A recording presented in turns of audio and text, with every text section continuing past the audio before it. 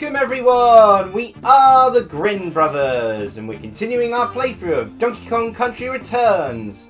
See, we did so well against the final boss, we left it off with 99 lives. Definitely. Diddy died, unfortunately, but, you know... A loss we'll live with. You know, going to the moon, apparently there's no oxygen up there. Who would have thought that would be the downfall of them? DK claimed it for himself. Oh, it immediately goes down to 98 because you join in. Yep. Even having the second player join in, they can't give you the luxury of a free balloon. God no. If we learn anything from Donkey Kong games, it's that they hate you. So we're collecting Kong letters, ain't we? Well, yeah, unless we can go to the Golden Temple straight away. Let's see. Yeah, we can do it. Somehow. I have a feeling it's just going to let us walk up to the door and that's it. Exit. Yeah.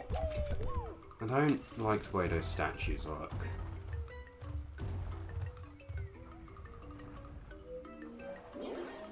Where are they storing them? I don't know. Thank you. Oh god, the world's gone darker! What's this? I only know 4 letters! Thank God Diddy Kong's come back to life because he can actually read. Oh, we just leave him in there. I guess so. Should have been able to, you know, have the Golden Temple from the start and have like a Far Cry 4 situation. Go to the Golden Temple, just wait there long enough. Tikis, you know, just leave or something. So, we got them all in jungle. Got them all on the beach. Yeah, jungle, it's the first world. Yeah, because we've got the temple there. We've got the first 3 done. Jungle, beach, ruins. And then I think it was the 6th or 7th world. I'm just confused why It's either factory... Yeah, it's factory. Yeah. Yeah. So, we've got cliff... Forest? Did we not get the one in forest? Apparently not.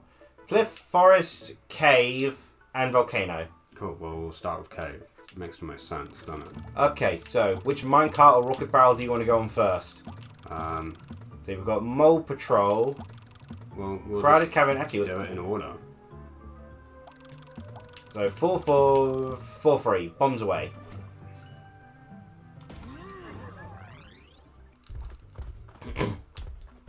It keeps the Kong letters we have managed to collect, doesn't it? So if we've collected actually, I think it's not in the case of the Kong letters. The puzzle pieces, yes. Kong letters, no, to my knowledge. I mean, yeah, not for the Kong. Kong, you have to do it in one fell sweep. Oh, fix that life issue.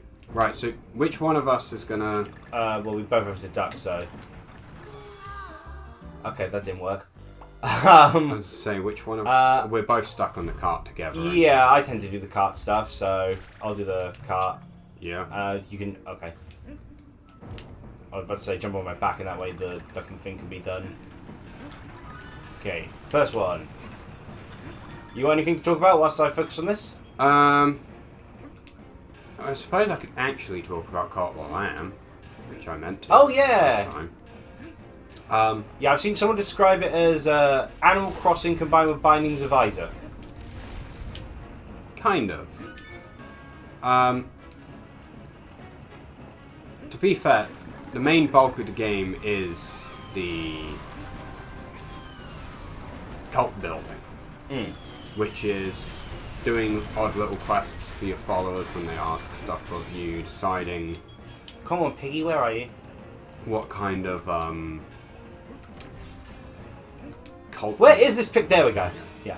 What kind of cult you want, so, like, you can make decrees, so it will be like, do you want to gain the ability to commit human sacrifices, or do you want the ability to, Luckily, we passed by a pig, so it's okay. Because that does keep our KO. Yeah. I'll hop on your back. Yeah.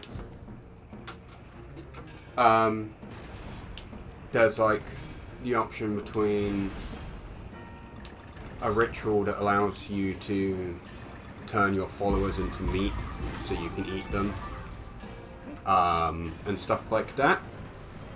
effectively, a lot of the choices. I've seen a lot of funny comics pop up about it, usually about, strangely enough, being very wholesome, and then your cult followers want the weirdest things. Oh yeah, 100%. Or like, and there's like this wedding one which was pretty funny, which was like, I can't believe our leaders found happiness.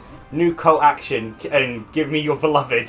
he just got the kick. Hey, where's your husband gone?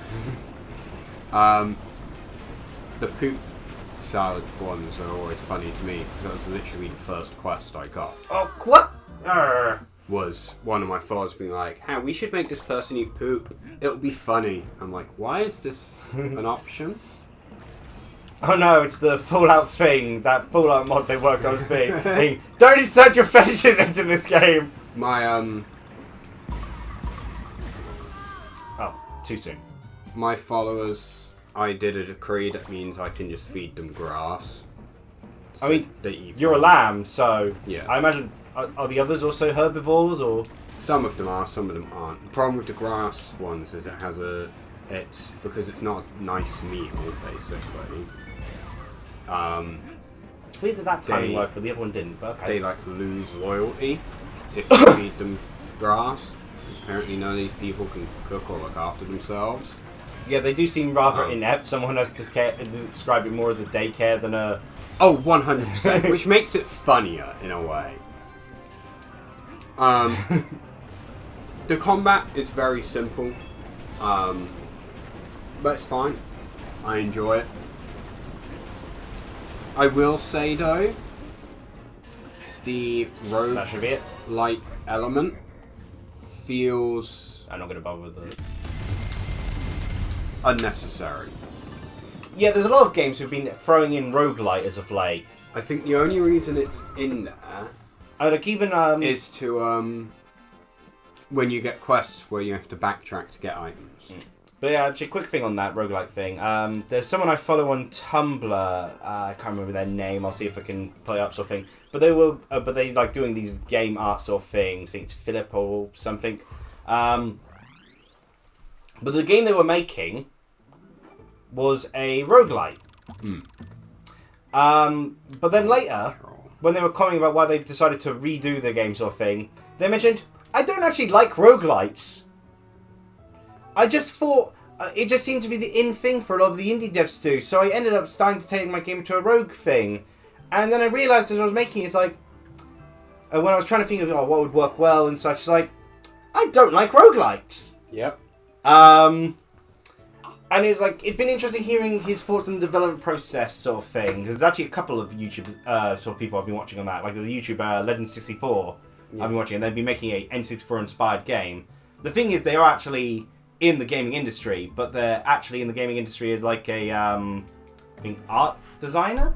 Yeah. Like I believe they worked on the latest Horizon game, I believe, for some of the art assets sort of thing. You know, like for instance, interesting enough, I never knew this. We actually explained their art process. They start off with a mood board, and they said most of the time this won't actually have anything to do with the resulting game. Yeah. The sort of thing, you know, the level I end up designing won't actually be take a lot, you know, be actually looking like any of the images I've got, but it gets the feel of the level design in place, the aesthetic and such. Like he commented that he doesn't actually like horror games sort of thing, but he often uses horror game sort of like horror novels and such for the aesthetic of things. Yeah. But it's by never making horror games. But yeah, you actually commented about you know, the design process. Well, I guess this is my turn to play. Yep. So I shall do the talking.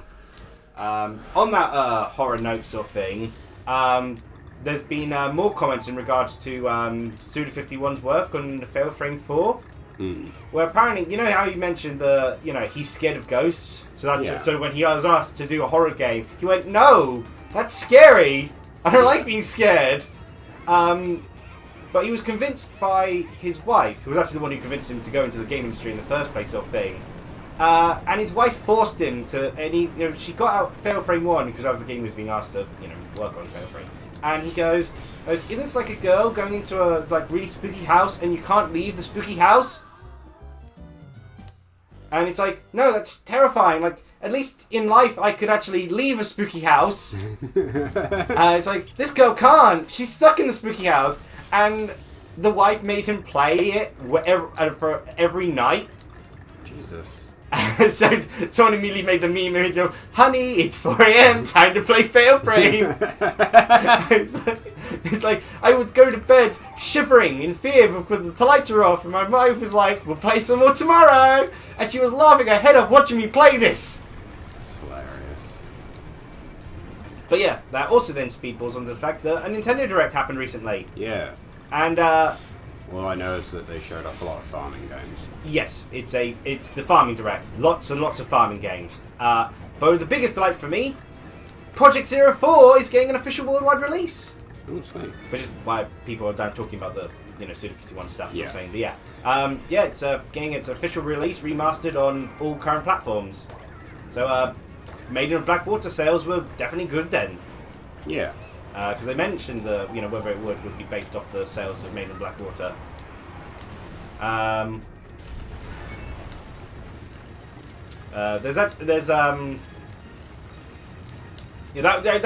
was kind of actually made me think, maybe I should have recorded my reaction to this, because that had me screaming last night. Yeah. And it was like that was the highlight. So easy. Why did we not get them first time? This was the one you did first time without stopping sort of thing, and we're in just a haze. And then you got angry that you did it so well and just started yelling. Oh, I did it. We were relying on these rocket barrels screwing us over to drag this recording out. We're just nailing this. Like, it was kind of the whole thing was we knew they were really hard, so... But yeah, the direct started off with Fire Emblem Engage. Yeah, I've seen the hair. Which, as I told you before, Toothpaste Chan is real. Yeah.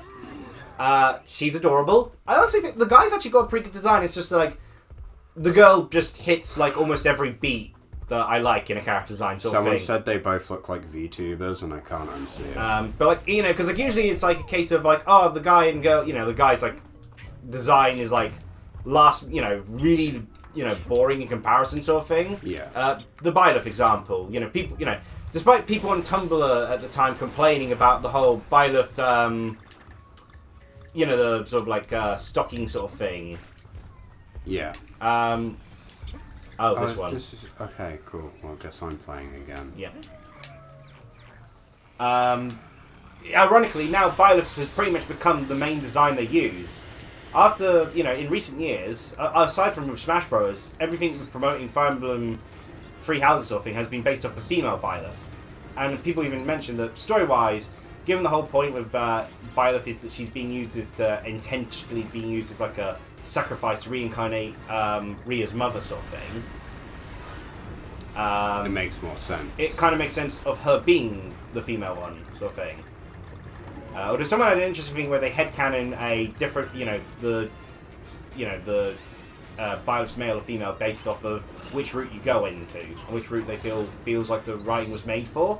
Yeah. Like, for instance, they said they feel male Byleth works, weirdly enough, they said for the church route, male Byleth, and through the quad route, male Byleth, and then female Byleth for Edelgard and Dimitri. But yeah, like, the Fire Emblem Engage, I already saw a funny comic, and then a parody of the same funny comic within seconds sort of thing, which was they do the Fire Emblem Engage, you've got the male character do Fire Emblem Engage, and Marth appears, holds the hand, I'm sorry, I'm straight. And the Blizzard goes, oh, okay, disengage. And then someone did that with the female one, but with Ike, and so Ike goes, I'm sorry, I'm gay.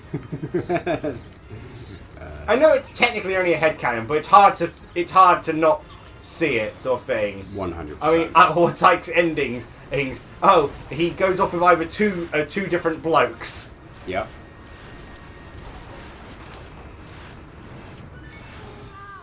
That N is proving a problem. But yeah, there's been complaints, but honestly, I love the design sort of thing. I guess, you could do a more of a gradient sort of thing, but I think they wanted it more of a sideways sort of thing, a symmetry thing. I just don't understand why this is where people have drawn their lines with their anime sword fighting characters. Whereas, like, I think it more depends on the content sort of thing. I mean, Fate was kind of horribly written sort of thing, because so much of it was just focused on Corrin, as it were. Yeah. And an obsession with Corrin. Again, there are so many good jokes. Again, like the, he's evil? Yes, he's really evil! You mean all the time he killed all those rebels? Yeah, fair enough, he's evil! Yeah. Even I can tell! What are you smoking, kid? And then, of course, there's the one about Tamaki Exos. This random stranger who claims to be our relative just came in and now our mum's dead. Why am I the one being seen as crazy? Yeah.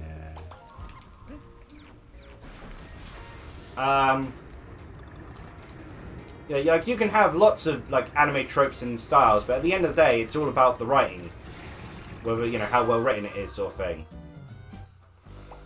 Yeah. But yeah, like that was the start of it. Then it was there was something after that, but then it was the Project Zero, you know, Master of the Lunar Eclipse. So you know, I kind of you know, it was already a killer direct there, but there was a lot. For instance, as a Kirby fan, I am never going to go hungry in my life. I need to be low for that point. I shall forever be full. They're doing a remake of Return to Dreamland, yeah, Kirby's Venture Wii, which funny enough has like the Wii in the Japanese title of it still. No idea what the UK version is going to be called because you know we didn't have a UK direct. You know, rest in peace, Queen. Yeah. Which the only issue I have is the you know. I totally respect the whole, you know, period of mourning sort of thing. The whole country isn't on a down note, but why am I still at work then? Sort of thing, you know. It's like all the entertainment's stopping, but we're still working.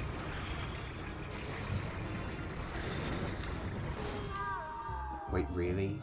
I commented it that you know I can understand certain places still being work. You know, unfortunately, hospitals can never have a break, sort of thing. Yeah. The police are having to be called in because of so many important people coming to the funeral and such. But I work in a sandwich shop. I mean, I guess it's food, but it's not really food you live off on. Or I hope you don't live off on it. Some people do. We don't sell any fruit. You think that stops people? You need something healthy in you. Yeah, honestly, it was actually a good cheer me up sort of thing. Okay. Which I think is more so what the country needs at the moment, but yeah, in any case, off that serious topic and back onto Nintendo Directs, yeah, Kirby's Return to Dreamland Wii is getting a remake. I've kind of just muddled those both together. Yeah, King DDD is continuously losing his neck. Yeah, they're using his Forgotten World. Yeah, which means he's a much fluffier coat. Yeah.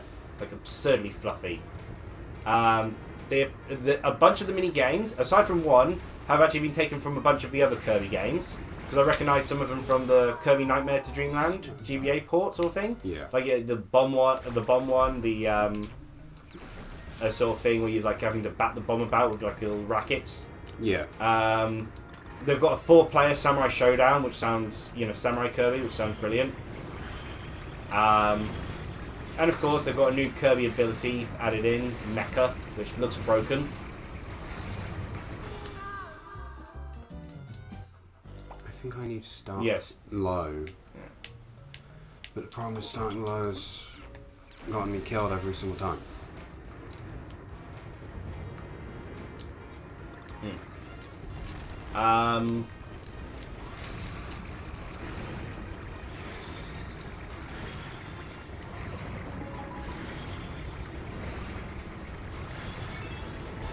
Yeah. It's like literally about to tell you not to get too excited because it's not over yet. So yeah, and it also comes out 2 days. Oh well, again, I was watching the American Direct. It comes out 2 days before my birthday. Ooh. But of course, you know, the best part really is that this makes a really easy thing of what to get the little hurricane for his birthday. Yeah. So yeah, nice easy birthday present there straight away through because it's May. I believe his birthday's May. It's not my because I know the Little Sunshine is before his. So yeah. Well, I know that they showed off a bunch of farming games. Yes, they showed off a remake of Harvest Moon: A Wonderful Life. Yeah. Now, of course, Story of Seasons: A Wonderful Life. I must admit, that does have me... Because I was considering Harvest Moon One World sort of thing. But now, now it's like that game is also in existence sort of thing. So if I did get a farming game, now there's competition. Yeah. There's Fairy Fae. Well, no, Fae Farm. Harvest Stella. Rune Factory 3 Special. The confirmation that Rune Factory 6 is being made. Which is good for a studio that, collapsed with, money issues and all that. And, people going on the run or potentially committing, suicide. We don't know what happened to that original person, actually. Yeah. The history of Rune Factory is, nuts. 69. That's why I died all those times. It was intentional so we could end on the magic number. I know in one of them, I think it was one of the Harvest Moons. I think there's another one as well, but I can't remember off the top of my head. You can choose to be male, female, or non-binary, one of them.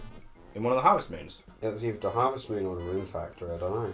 I think it was either Rune Factory or it was Story of Seasons sort of thing. I know, don't think... Story of Seasons. Yeah, because, it's a strange when thing. When I say Harvest Moon, you know what? Yeah. I mean actual Harvest Moon, not whatever these new games are. Well, I mean, mainly, like I said, Harvest Moon One World has actually been interesting me because I think they actually did some pretty interesting decisions sort of thing. The idea of a portable farm sort of thing. No, you can publicly execute people you don't like. And weirdly enough, until Story of Seasons: A Wonderful Life sort of thing, none of the Story of Seasons games have honestly looked that appealing to me. No. I know that lots of decisions and such, just seemed, not to quite gel sort of thing. Yeah. So we can either try to do the temple now, go on to do another room, or we'll end the episode here, sort of thing. We're just gone past the 20-minute mark, so... Yep. We might as well just end it here, because we've got a temple. Yeah, I've got more to talk about regarding the Nintendo Direct, I do believe. I wrote a fair few notes of that down, so I'll have more of that to talk about. And do you have anything else to say about Cult of the Lamb before we stop this part? It's a very fun game. I don't feel like the roguelite elements add much to it, because it's very clearly... feels very story-driven, oddly enough. And that's interesting. I haven't seen many people talk about the story. They just said, just have this Dark Lord go to a lab and say, go do crime. That's the short of it, yeah, but there's a lot of lore, which can work in a roguelite, but I feel like... Hades got popular for that sort of thing as well, didn't it? Being the roguelike with a heavy emphasis on story. Yeah. But it's weird, I just feel like it would have been better off focusing more on the cult and crafting proper levels. Because the actual maps aren't that interesting to me. The roguelite element doesn't really add enough to it. It's not roguelite enough. But then again, I play Isaac, which is chaotic, and every run is very different. Yeah. But, it's still a really good game. It's cute as all hell, and I like it a lot. That's nice to know. Alright, like, comment, subscribe for temples. That we do. And cheerio! Bye.